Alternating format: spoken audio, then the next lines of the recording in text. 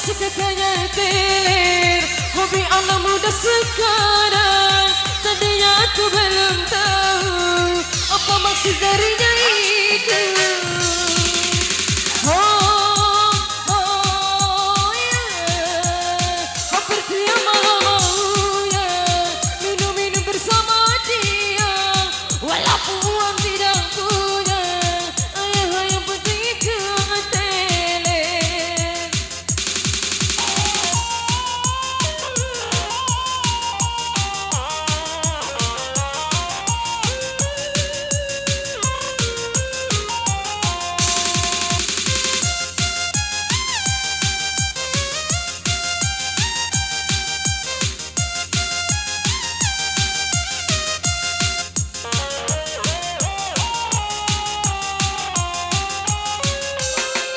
Orang mabuk-mabukan karena minuman, itulah dibilangnya paling asik teler.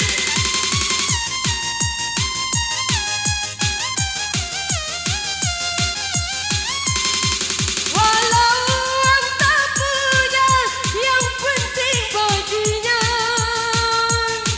Sama-sama mereka ikut merasakan. Teler-teler boleh saja, asal jangan keterlaluan. Kalau teler hati-hati, jangan sampai kerasukan setan. Paling asik kayak teler, hobi anak muda sekarang, tadi aku belum tahu apa maksud dari yang itu. Musafir digoyang abang.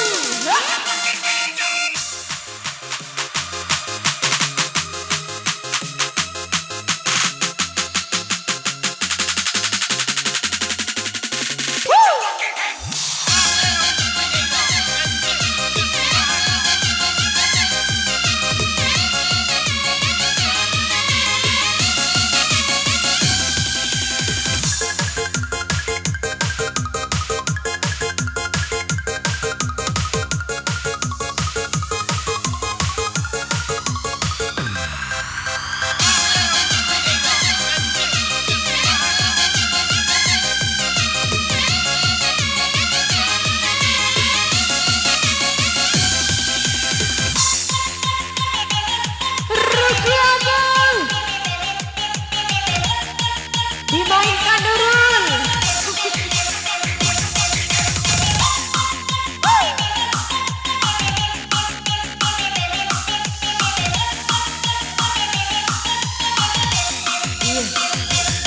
Kira abang goreng saya. Asik.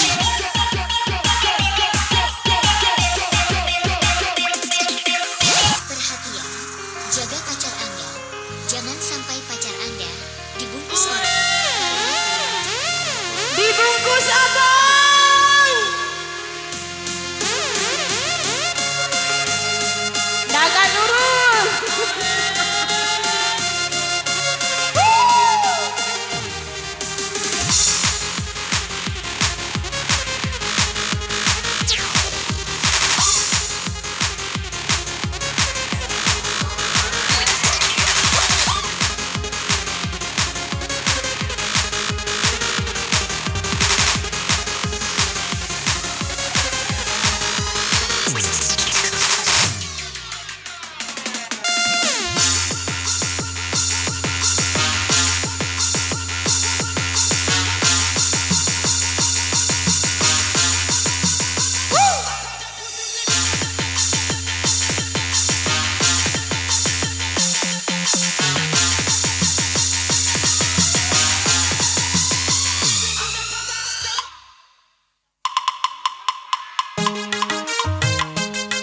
Abang tukang bakso.